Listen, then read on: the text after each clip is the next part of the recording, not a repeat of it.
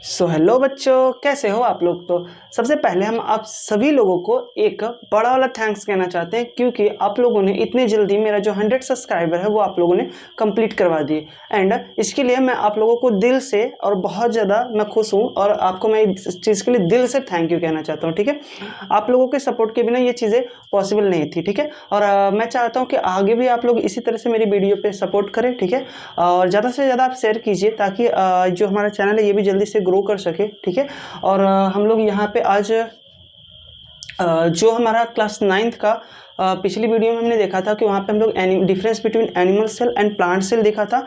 आज हम उसी में आगे क्या करने वाले हैं, पढ़ने वाले हैं। ठीक है, उसी टॉपिक के through.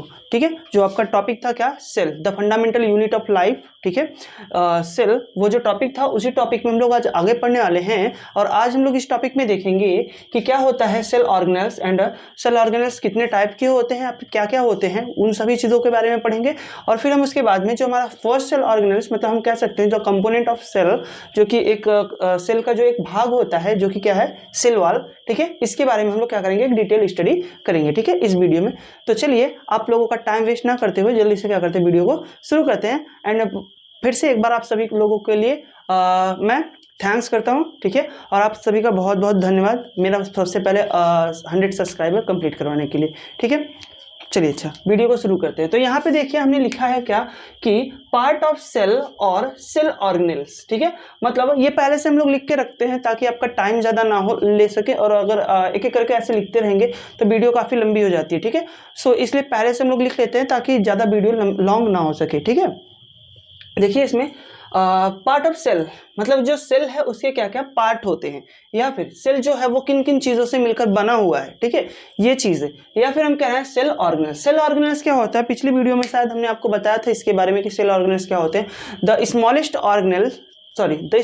Organ which is present in the cell, मतलब ना ऐसे छोटे छोटे ऑर्गन जो कि कहाँ प्रेजेंट होते हैं, सेल के अंदर प्रेजेंट होते हैं, उन्हें हम लोग क्या कहते थे, सेल ऑर्गेनेल्स कहते थे। क्या कहते थे बच्चों, उन्हें हम लोग सेल ऑर्गेनेल्स कहते थे। ठीक है, सो सेल ऑर्गेनेल्स समझ में आ गया होगा, मतलब द कंपोनेंट ऑफ सेल ना। ठीक, अब आगे समझिएगा। तो ये होता क्या है, there are many type of cell organelles are found in the cell. मतलब यहाँ पे अगर हम लोग बात करें तो जो हमारा एक सेल होता है, जो हम लोग पिछली वीडियोस में देखे थे कि इस तरह से कुछ सेल था, और उसमें हम लोग ये डिफरेंट टाइप के स्ट्रक्चर को क्या किए थे, उसमें दिखाए थे। ठीक है, सभी चीज़ों को हम लोग इंडिकेट किए थे वहाँ पे, सभी चीज़ों के बारे में बताया गया था आपको। ठीक, ये जितनी भी चीज़ें यहाँ पे लिखी गई हैं सभी के बारे में। तो इसमें हम लोग न्यूक्लियस भी बताए थे, इसमें हम लोग माइटोकॉन्ड्रिया भी बताए थे, इसमें हम लोग सेल वॉल भी बनाए थे। ठीक है, प्लाज्मा मेम्ब्रेन भी बनाए थे, इसके बाद साइटोप्लाज्म भी था इसके अंदर। ठीक है, इस तरह से इसके बाद प्लास्टिड भी थे, क्लोरोप्लास्ट भी था, माइटोकॉन्ड्रिया भी थी। ठीक है, राइबोसोम भी। तो इसी तरह से गोल्गी बॉडी अपरेटस, न्यूक्लियस, ये सारी चीजें इसमें क्या होती थी, प्रेजेंट थी। ठीक है, सो अब हम लोग आगे बात करते हैं कि या फिर हम इनमें से क्या करेंगे, हम लोग अब इन सभी के बारे में डिटेल स्टडी करने वाले हैं। सो सबसे पहले हम लोग क्या पढ़ेंगे, सबसे पहले हम लोग सेल वॉल के बारे में पढ़ेंगे कि सेल वॉल क्या होता है। ठीक है, वैसे नॉर्मली ये आपका प्लांट सेल होता है उसमें प्रेजेंट होता है, एनिमल सेल में एब्सेंट होता है। ठीक है, सो हम लोग इसको प्लांट सेल के अंडर स्टडी करेंगे। उसके बाद देखो वैसे नॉर्मली बहुत सारी चीजें इसमें जो होंगी जो कि प्लांट सेल में, जैसे इसकी बात करें तो ये प्लांट सेल में, ये ओनली एनिमल सेल में। ठीक है, तो ऐसे बहुत सी चीजें हैं जो कि ये ओनली एनिमल सेल में। ठीक है, तो ऐसी बहुत सी चीजें हैं जो ओनली एनिमल सेल में प्रेजेंट होती हैं, और बहुत सी ऐसी चीजें हैं जो ओनली प्लांट सेल में क्या होती है, प्रेजेंट होती है। ठीक है, बट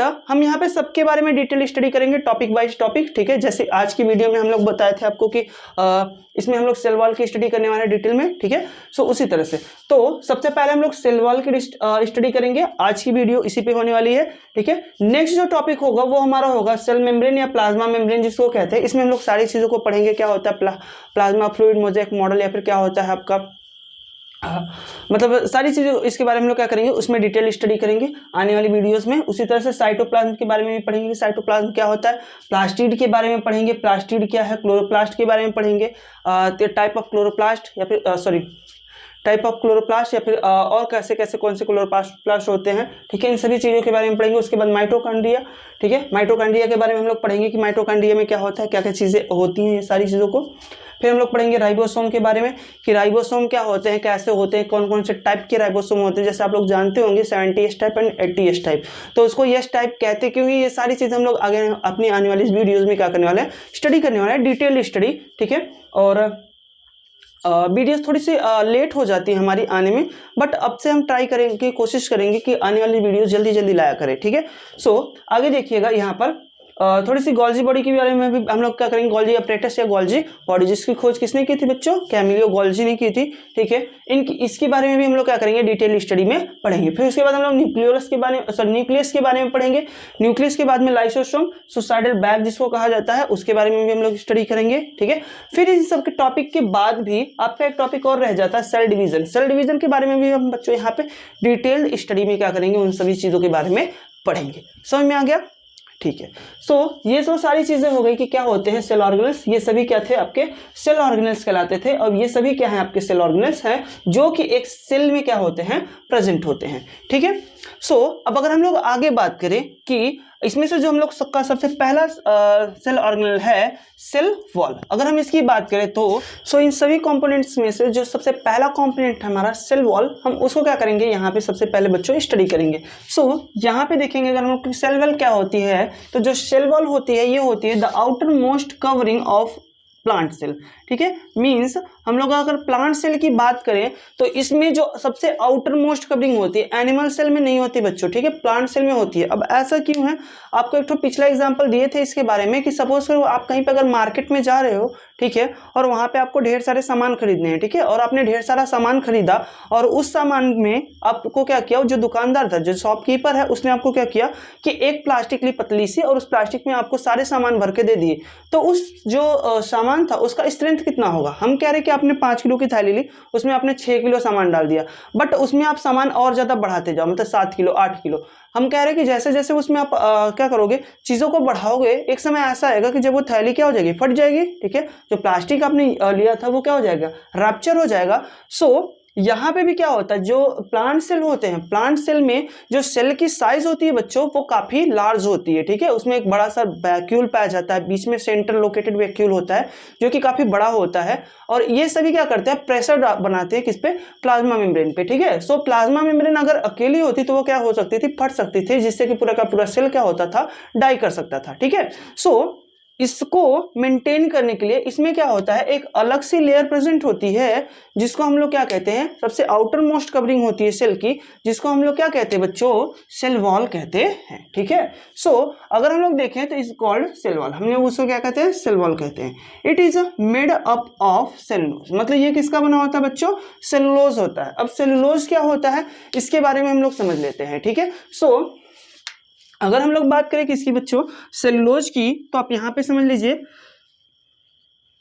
जो सेलुलोज होता है, ठीक है, ये क्या होता है, ये पॉलीमर होता है, क्या होता है, पॉलीमर ऑफ कार्बोहाइड्रेट,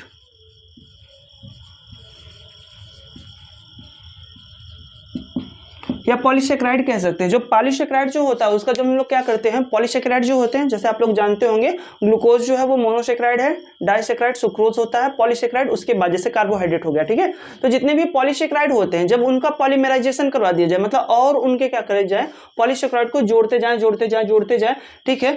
एक समय ऐसा होगा कि जब क्या बनेगा, एक अलग सा स्ट्रक्चर बनेगा, एक अलग सा सबस्टेंस बनेगा जिसको हम लोग क्या कहते हैं, सेलुलोज कहते हैं, ठीक है। और ये काफी ज्यादा क्या होता है, स्ट्रेंथेबल होता है, मतलब इसमें बहुत ज्यादा मजबूती होती है, ठीक। ये जो है किसका बना होता है, जो सेल वॉल होता है बच्चों, सेल वॉल जो होता है वो किसका बना होता है, सेलुलोज का बना होता है। वैसे इसमें और बहुत सारी चीजें होती है, जैसे हेमीसेलुलोज होता है, ठीक है, उसके बाद आपका पेप्टीन होता है, पैक्टीन होता है, उसके बाद आपका इसमें लिग्निन होता है। ऐसे बहुत सारी चीजें हैं जिसको जो आगे आएंगे तो हम आपको उन सारी चीजों के बारे में एक्सप्लेन कर देंगे, ठीक है। अगर हम लोग देखें क्या कि यहाँ पे जो सेल वॉल हैं वो किसके बने होते हैं, तो यहाँ पे जो सेल वॉल है वो किसके बने होते हैं, आपके सेलुलोज के बने होते हैं। बट कुछ अदर प्लांट्स भी हैं बच्चों, जिसमें जैसे कि अगर हम लोग बात करें किसकी, फंजाई की, ठीक है, जो आपका फंगस होते हैं उन फंगस में भी क्या प्रेजेंट होता है, सेल वॉल प्रेजेंट होता है, ठीक है। वो सेल वॉल किसके बने होते हैं, वो पैक्टीन के बने होते हैं। अगर हम बैक्टीरिया की बात करें बैक्टीरिया में म्यूरिन का बना होता है, किसका बना होता है, बैक्टीरिया, जो बैक्टीरिया होता है, बैक्टीरिया में म्यूरिन होता है, ठीक है, सॉरी स्पेलिंग थोड़ी सी रॉन्ग हो गई,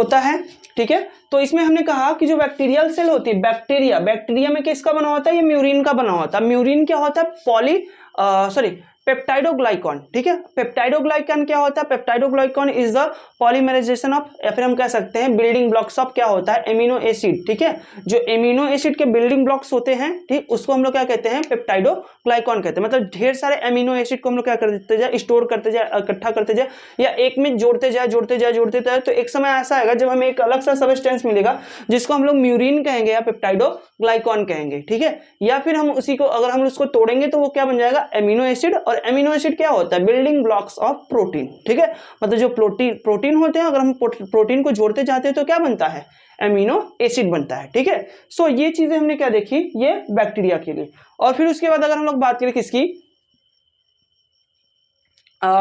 फंगल की, ठीक है। जो फंगस है, फंगस की अगर हम लोग बात करें, फंजाई की बात करें, तो उसमें जो सेल वॉल बना होता है वो बच्चों किसका बना होता है, काइटिन का। और जो काइटिन होता है उसमें हेमीसेलुलोज होता है, जो कि सेलुलोज के जैसा ही होता है, बट वो सेलुलोज से सिंपलर होता है, ठीक है।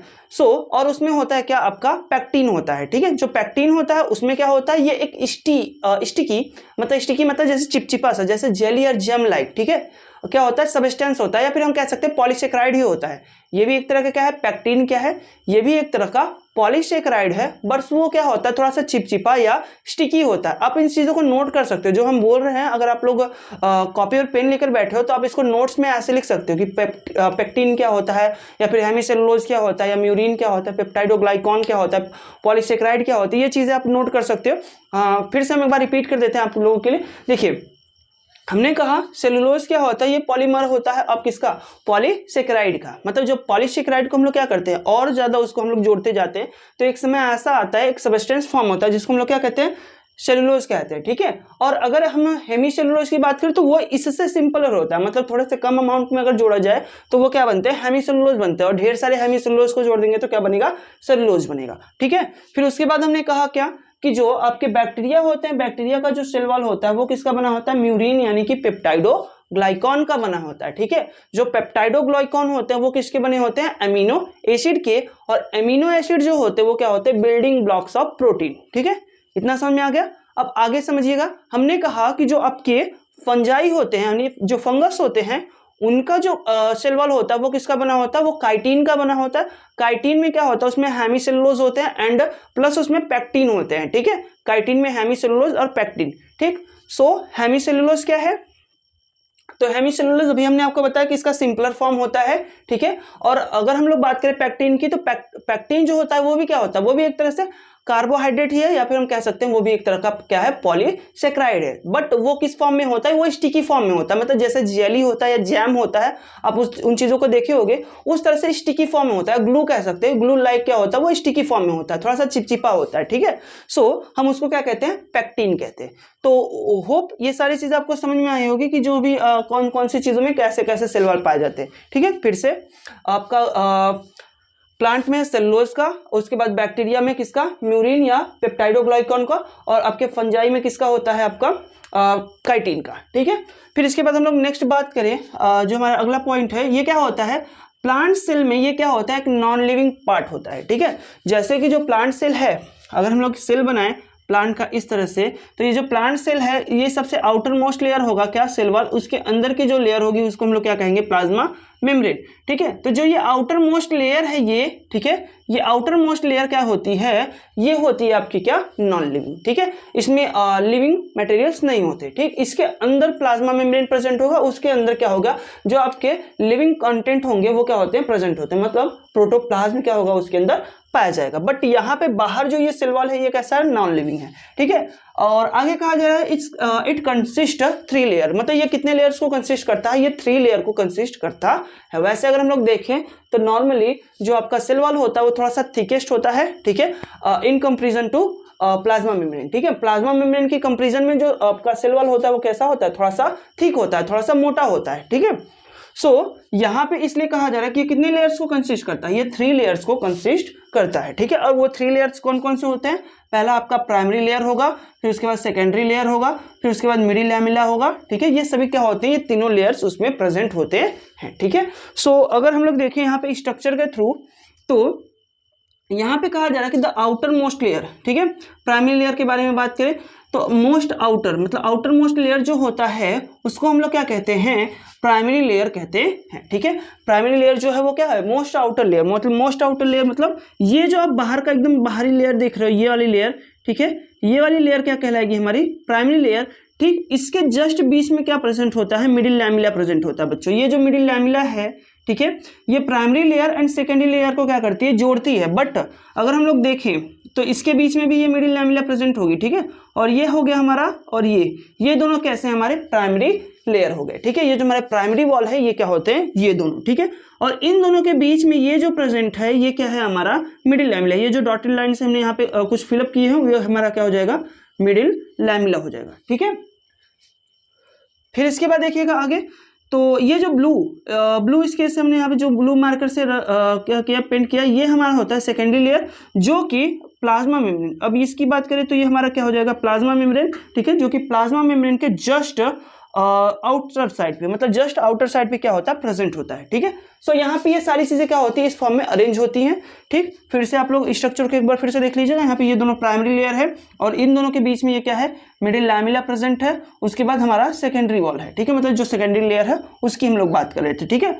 और इसमें क्या होते हैं कि ये जो हमारा प्लाज्मा मेम्ब्रेन है, रेड कलर से हमने यहाँ पे बनाया हुआ है, ठीक है, ये हमारा प्लाज्मा मेम्ब्रेन बड़ा सा वैक्यूल पाया जाएगा, सेंट्रली लोकेटेड, इसमें हमारा न्यूक्लियस भी है और यहाँ पे कुछ स्पेसिफिक स्ट्रक्चर्स हमने बनाए हैं, इस तरह से कटिंग है, ठीक है। इसको हम लोग कहते हैं प्लाज्मोडेस्माटा, ठीक है, इसको क्या कहा जाता है बच्चों, प्लाज्मोडेस्माटा कहा जाता है। इसका वर्क हम अभी आपको आगे बताएंगे, ठीक है, फंक्शन में इसको हम फिर से स्टडी करेंगे, ठीक है। सो यहाँ पे देखिए जो आपका सबसे थिनेस्ट होता है, मतलब अगर हम लोग प्राइमरी लेयर की बात करें तो ये थिनेस्ट वॉल होता है, मतलब कैसा एकदम पतला सा लेयर होता है, ठीक है। और इसमें ना कुछ चीज़ों को कंसिस्ट करके ये बना होता है, जो कि क्या क्या होते हैं आपका, हेमीसेलुलोज होते हैं। हेमीसेलुलोज के बारे में हमने आपको बता दिया, इसमें हेमीसेलुलोज प्रेजेंट होता है, पैक्टीन प्रेजेंट होता है एंड सेलुलोज प्रेजेंट होता है। मतलब यहाँ पे आपकी कुछ चीज़ें क्या होती है इसमें प्रेजेंट होती है, जैसे हेमीसेलुलोज, सेलुलोज एंड पैक्टीन। इन सभी चीज़ों से मिल करके क्या होता है, ये जो हमारा प्राइमरी लेयर है ये बना होता है। समझ में आ गया? ठीक, अब हम लोग सेकेंडरी लेयर की बात करें तो जो सेकेंडरी लेयर है ये किसका क्या होता है, तो ये होता है सेकेंड मोस्ट लेयर, ठीक है। मतलब अगर हम लोग देखें प्राइमरी लेयर हो गया, सेकेंडरी लेयर हो गया, ठीक है, इसके बाद ये जो लेयर है ये क्या है, सेकेंड मोस्ट लेयर है ना, ठीक है। तो ये जो सेकेंड मोस्ट लेयर है इस लेयर को, ठीक है, हम लोग क्या कहते हैं, सेकेंडरी लेयर कहते हैं। जो सेकेंड मोस्ट लेयर है बच्चों इसको हम लोग क्या कहते हैं, ये जो है हमारा ब्लू कलर वाला, इसको हम लोग क्या कहते हैं, सेकेंडरी लेयर कहते हैं, ठीक है। और जो ये सेकेंडरी लेयर होता है ये बहुत ही ज़्यादा थिकेस्ट होता है, मतलब वेरी थिकेस्ट, ठीक है। इसमें ज़्यादा से ज़्यादा क्या होता है, बहुत ज़्यादा इसमें क्या होता है, थिकेस्ट होते हैं, बिकॉज इसमें बहुत सारी चीज़ें प्रेजेंट होती है। जैसे कि अगर हम लोग बात करें तो यहाँ पे आपका इट कंसिस्ट, देखो ये सारी चीज़ें तो पहले से ही प्रेजेंट होंगी, मतलब हेमीसेलुलोज, पैक्टीन एंड सेलुलोज। एक एक्स्ट्रा चीज़ इसमें जुड़ जाती है, वो क्या होती है आपकी लिग्निन, ठीक है। जो लिग्निन है ये एक फेनोलिक पॉलीमर होता है, ठीक है। फेनोलिक पॉलीमर मतलब आप लोग फेनोलिक कंपाउंड जानते होंगे, उसी का जब हम लोग क्या करते हैं पॉलीमराइजेशन करवा देते हैं तो क्या बनता है, एक टाइप का सब्सटेंस बनता है जिसको हम लोग क्या कहते हैं, लिग्निन कहते हैं, ठीक है। ये भी एक कॉम्प्लेक्स कंपाउंड होता है, ठीक है। आप इसको केमिकल कंपाउंड के थ्रू पढ़ सकते हो, समझ सकते हैं ये लिग्निन जो है, ठीक है। सो यहाँ पे ये लिग्निन क्या होता है, एक्स्ट्रा इसमें जुड़ जाता है, किसमें, ये सारी चीज़ें पहले से इसमें प्रेजेंट होती हैं, ठीक है। सेकेंडरी लेयर में भी ये सारी चीज़ें क्या होंगी, पाई जाएंगी ये चीज़ें, और इसमें ऐड क्या हो जाता है, लिग्निन को इसमें ऐड कर दिया जाता है। इसलिए ये जो सेकेंडरी वॉल होता है हमारा ये इतना ज़्यादा क्या होता है, डार्क हो जाता है, मतलब थोड़ा ज़्यादा थिकेस्ट हो जाता है, मतलब मोटा हो जाता है। समझ में आया? फिर इसके बाद हम लोग देखें नेक्स्ट जो हमारा लेयर है वो क्या है, मिडिल लैमिला। वैसे ये कोई लेयर नहीं है, ये बस एक रीजन है, ठीक है, मिडिल लैमिला रीजन, ठीक। इसके बाद देखोगे तो इसमें जो मिडिल लैमिला होता है ये present between primary and secondary layer. मतलब ये कहाँ पे, प्राइमरी एंड सेकेंडरी लेयर के बीच में यहाँ पे भी क्या होता है, प्रेजेंट होता है, ठीक है। यहाँ पे भी आपका क्या होता है, इसको भी हम लोग कह सकते हैं ये क्या है, हमारा लैमिला है, ठीक है, मिडिल लैमिला। तो ये यहाँ पे भी क्या होता है, प्रेजेंट होता है। और इसका जो मेन वर्क होता है ये क्या होता है कि ये ना प्राइमरी लेयर को, मतलब ये जो प्राइमरी लेयर है आपको, प्राइमरी लेयर को और जो सेकेंडरी लेयर है इन दोनों को क्या करती है, अटैच करके रखती है। बिकॉज ये थोड़ी सी स्टिकी इन नेचर होती है, ठीक है, थोड़ी सी चिपचिपी होती है, और इन दोनों को क्या करती है, प्राइमरी लेयर और सेकेंडरी लेयर को अटैच करके रखती है ताकि ये दोनों आपस एक दूसरे से अलग ना हो सके, ठीक है।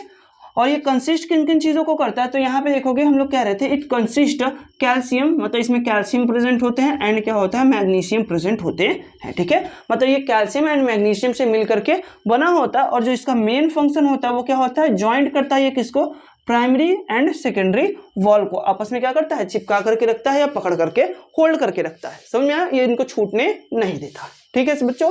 समझ में आ गया ये सारी चीजें, स्ट्रक्चर आपको समझ में आ गया, ये भी सारी चीजें हमने आपको बता दी है।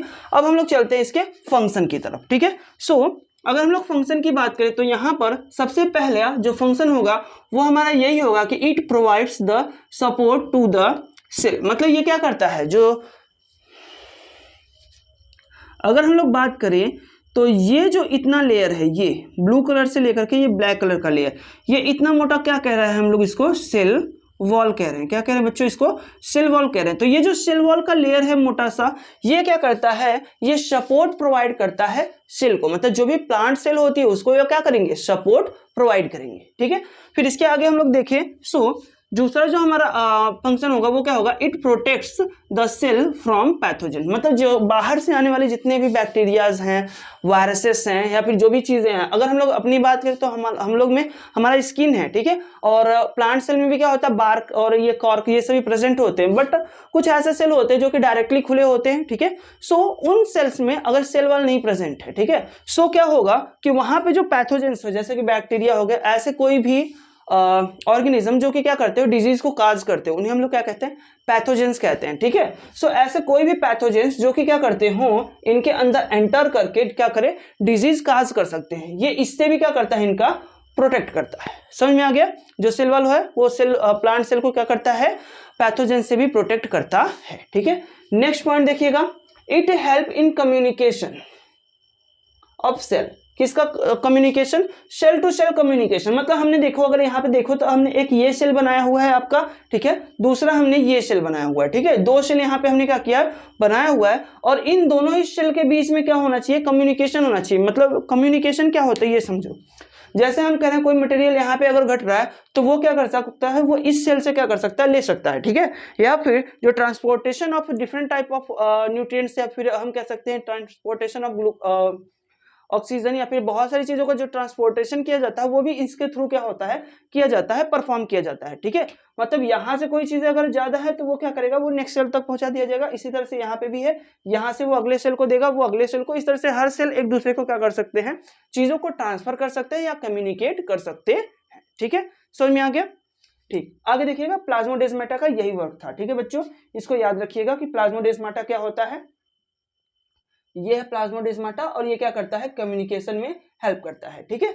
किसके कम्युनिकेशन में, सेल के कम्युनिकेशन में, ठीक है। किसके द्वारा वो कम्युनिकेट करते हैं, तो वो हम कह सकते हैं प्लाज्मोडेस्माटा के द्वारा क्या करते हैं, वो कम्युनिकेट करते हैं। आगे देखिएगा, it help to maintain the turgor pressure. अब टर्गर प्रेशर क्या होता है, तो टर्गर प्रेशर क्या होता है, इसमें आप समझ लीजिएगा, जो पौधे होते हैं उनके बीच में क्या होता है, एक बड़ा सा वैक्यूल प्रेजेंट होता है, ठीक है। जो प्लांट सेल होते हैं उनके बीच में क्या होता है, एक बड़ा सा वैक्यूल प्रेजेंट होता है। और वो जो वैक्यूल हो, फॉर एग्जांपल अगर हम कहें कि ये एक वैक्यूल है, इसमें ज्यादा वाटर भर गया है, ठीक है, इसमें पानी बहुत ज्यादा भरा हुआ है, और ये बाहर की तरफ क्या कर रहा है, प्रेशर इंक्रीज कर रहा है, ठीक है। अगर हम कह रहे हैं कि जो सेल जो प्लाज्मा मेम्ब्रेन है वो अकेली होती तो क्या करता, इतने बड़े वैक्यूल के द्वारा लगाया गया जो प्रेशर है, अंदर से बाहर की तरफ पे जो प्रेशर वो लगा रहा है, वो उसको मतलब रोक नहीं पाता, और वो क्या करता, रैप्चर हो जाता। बट जो सेल वॉल है वो उस प्रेशर को क्या करता है, मेंटेन करता है, और सेल को क्या करता है, उसके शेप या उसकी साइज को बनाए रखने में हेल्प करता है, ठीक है। ये प्रेशर भी होना जरूरी है, क्योंकि अगर ये प्रेशर नहीं होगा सो जो सेल होगा वो क्या होगा, अपनी साइज से अपनी शेप को क्या करेगा, लॉस कर देगा, ठीक है। सो ये टर्गर प्रेशर भी इंपॉर्टेंट होता है, टर्गर प्रेशर भी इंपॉर्टेंट है, और इसके प्रेशर को मेंटेन रखना भी क्या है, इंपॉर्टेंट है, ठीक है। तो टर्गर प्रेशर इंपॉर्टेंट है, सो इसके मेंटेन के लिए क्या पाया जाता है, हम प्लांट सेल में सेल वॉल पाया जाता है, ठीक है। समझ में आ गया। अब आगे चलते हैं, लास्ट जो हमारा फंक्शन होगा वो क्या है, इट हेल्प इन स्टोरेज, ठीक है। अब स्टोरेज में कैसे हेल्प करता है, सो आप ये समझिए कि जो सीड होते हैं, ठीक है, क्या होते हैं बच्चों, जो सीड होते हैं, ठीक है, सीड में हम कह रहे हैं कि मान लो कोई सीड ऐसे हम लिए, इसको हम लोग क्या किए, इसके अंदर डाल दिए, मिट्टी के अंदर डाल दिए इस तरह से, ठीक है। अब मिट्टी के अंदर ये इसके पास तो लीफ नहीं है, तो ये फोटोसिंथेसिस कैसे करेगा, सो फोटोसिंथेसिस नहीं कर पाएगा तो इसे ग्रो कैसे करता है? तो ग्रो करने के लिए क्या करता है, इसके ऊपर की जो कवरिंग है, जो सेलुलोज की बनी हुई है, इस कवरिंग को वो क्या करते हैं, ब्रेक करते हैं in the form of carbohydrate. ये इस कवरिंग को क्या करेंगे, ब्रेक कर देंगे, किस फॉर्म में, कार्बोहाइड्रेट के फॉर्म में ब्रेक करेंगे, मतलब ये इसको सिंपलर फॉर्म में तोड़ देते हैं और इस सिंपलर फॉर्म में तोड़ने के बाद में फिर इसी कार्बोहाइड्रेट का यूज करते हैं एज अ न्यूट्रिशन। ठीक है, समझ में आया? मतलब हमने क्या कहा कि जो आपके सीड होते हैं, मतलब मोस्टली जितने भी सीड होते हैं नॉर्मली जब तक उनमें लीफ नहीं होंगे तब तक वो फोटोसिंथेसिस परफॉर्म नहीं कर सकते। ठीक है, अगर वो फोटोसिंथेसिस परफॉर्म नहीं कर सकते तो उनमें ग्रोथ कहाँ से हो रहा है, उनको एनर्जी मिल कहाँ से रही है? तो ये सारी चीजें एनर्जी इनको कहाँ से मिलती है, इसकी जो कवरिंग होती है, आउटर कोटिंग जो होती है, वो उसको धीरे धीरे क्या करते हैं, जो कि सेलुलोज की बनी होती है, वो उसको तोड़ करके किस फॉर्म में लेकर आते हैं, सेल वॉल जो होती है उस सेल वॉल को तोड़ करके वो किस में लेकर आएंगे, कार्बोहाइड्रेट के फॉर्म में लेकर आते हैं, फिर उस कार्बोहाइड्रेट का वो यूज करते हैं एज अ एनर्जी के रूप में। समझ में आ गया? ठीक है, अगर आपको ये सारी चीजें समझ में आ गई हो, ठीक है, तो समझ में आ गया? सो उम्मीद करते हैं कि आज की ये सारी चीजें जितनी भी हमने आपको चीजें बताई है आपको समझ में आई होगी। ठीक है, और अगर आपको कोई भी प्रॉब्लम है तो आप कमेंट बॉक्स में उसको आप मतलब पूछ सकते हैं, आप मतलब आप हमसे क्वेश्चन पूछ सकते हो। ठीक है, किसी भी टाइप का क्वेश्चन हो इससे रिलेटेड, ठीक है, या फिर किसी और टॉपिक से अगर रिलेटेड है बायोलॉजी में तो वो भी आप क्वेश्चन आस्क कर सकते हो, या अंग्रेजी में भी किसी और टॉपिक से रिलेटेड कोई क्वेश्चन है तो आप वो हमसे पूछ सकते हो। ठीक है, सो अगर आपको ये वीडियो नॉलेजफुल लगी हो या फिर कोई आपकी हेल्पफुल लगी हो आपको, तो वीडियो को लाइक कीजिएगा। ठीक है, चैनल पे पहली बार आए हो तो चैनल को सब्सक्राइब कीजिएगा और ज़्यादा से ज़्यादा शेयर कीजिए अपने फ्रेंड्स के साथ भी। ठीक है, तो तब तक के लिए बाय, थैंक्स फॉर वॉचिंग।